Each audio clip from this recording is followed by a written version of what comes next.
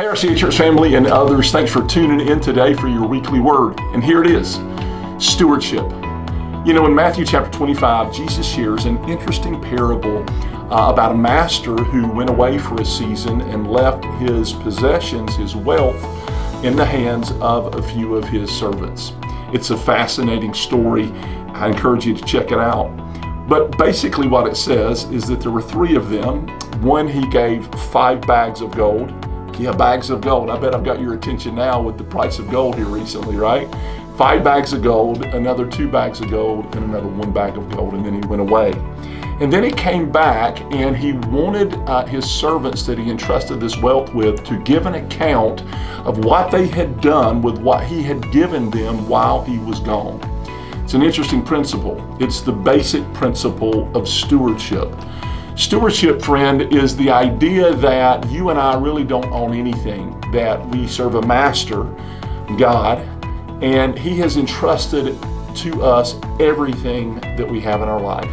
Now, I'm not just talking about the money in your bank or in your 401k or the equity in your home. Yes, of course, it is the financial riches, and that's the parable that Jesus used here, but it's also much, much more than that. It is your time. It is your energy, it is your focus, it is your heart, it is your relationships. It is every good and perfect gift God has poured into your life. Here's the deal, friend. We don't own that. We are stewards of it. In other words, God has set us up to be managers of the good gifts that he has placed in our life. And I want to ask you today, how are you doing with your stewardship? Maybe you have the mentality of an owner. You know, you work hard and you make your money, and what you do with it is up to you. Well, I understand that. A lot of people feel that way.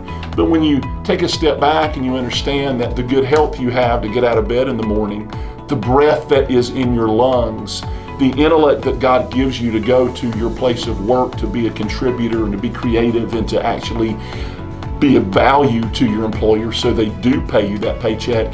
You know what, friend? All of those things, they come from your Creator. They come from God. That's what I mean when I say that we're a steward of all the good things that God gives us. I just want to challenge you with that understanding and that mindset. And I'm going to be getting into that a lot more this coming Sunday morning right here at RCA Church at 10:30 a.m. online or in person. And we're going to be looking at stewardship and digging deep into this awesome parable from Matthew 25 because there are a lot of rich lessons that we can pull from and we can learn from. Here's the bottom line. When you stand before the Lord, you want to hear these words, "Well done, my good and faithful servant." Really, he's talking about stewardship there. And that's what we all want to hear. Are you going to hear those words? Only if you are a good steward of the things that God has placed in your hands. How are you doing with your stewardship? Come this Sunday and find out. We'll be looking at this parable and going deep, and I'll be encouraging you and helping you to know how you can be the best steward you can be.